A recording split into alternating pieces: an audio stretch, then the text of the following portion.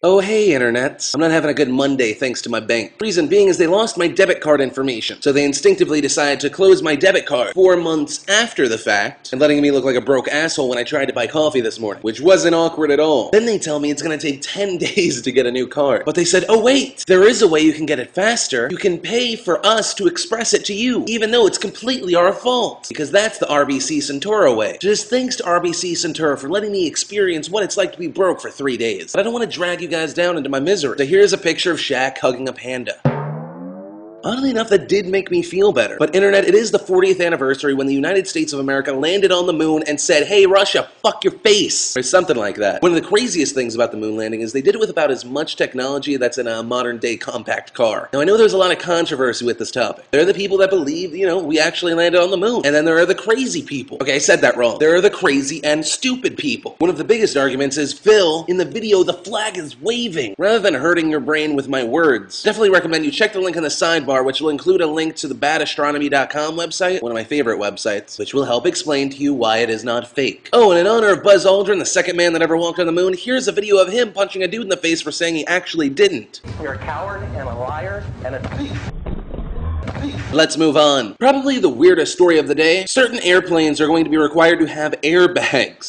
For the occasional 600-mile-an-hour descent directly into a mountain, you don't have to worry, because you have a fucking airbag. An airbag surrounded by stuff that will actually explode on impact. But don't worry, there's really good news. This will most likely make your tickets cost more. Yes! Our viewer question of the day actually came from a lot of people. A lot of you guys wanted to know what I thought of Harry Potter, so I decided to do kind of a review. I actually filmed it earlier this morning, so that's why the shirt's about to change now. Harry Potter 6, or Harry Potter and the Half-Blood Prince, or Harry Potter and oh my god, when did Emma Watson get really hot, was released recently, and a lot of people have been wondering how it was. Well, wonder no longer, internet, because I'm going to let you know how you felt about this movie starting now. Keep in mind this video does contain spoilers, so just stop the video now, or just start screaming la la la la la la la for about 2 minutes. So the premise, Harry Potter's grown up, everyone's grown up, and everyone's like really emotional and horny. Everyone's so horny, in fact, that everyone forgets that Death Eaters even exist, and they're about 3 seconds away from dying at every single moment. Except Anderson Cooper, Draco Malfoy, who spends most of the movie just walking around looking really sad, and screaming and crying. The entire time I was just thinking to myself,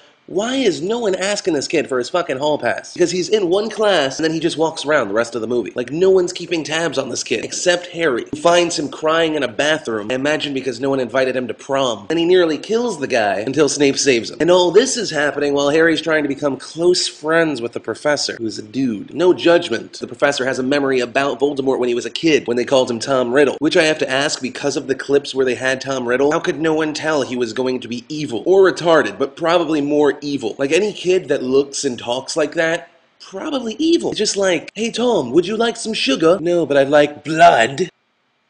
No, we don't have blood. Another thing is that even in the title they put the Half-Blood Prince. Other than Harry finding an advanced potions book that used to be owned by the Half-Blood Prince and him reading it, he's not mentioned for the entire movie until you find out who he is. Which also brings up the question, what kind of person in the Who Owns This of the book section writes the Half-Blood Prince? I'll tell you who. An asshole. Oh, and Snape kills Dumbledore. But you knew that if you owned a computer at least like a few years ago. Essentially everyone knew that. Overall, it's a great movie. Great placer movie. Probably one of the only bad things about the movie, if you're not nitpicking about the book, is that this movie shows how bad the other 5 movies were, because it is so genuinely good. Guys, if you saw the movie, let me know what you thought in a text or a video response. Guys, that's really all that mattered to me this Monday. Remember, the Philip DeFranco Show is Monday to Thursday at 5 p.m. Eastern. My name's Philip DeFranco, and you've just been filled in. Sexy Phil, he's not sexy, sexy Phil, he's as sexy. Yeah! Good job.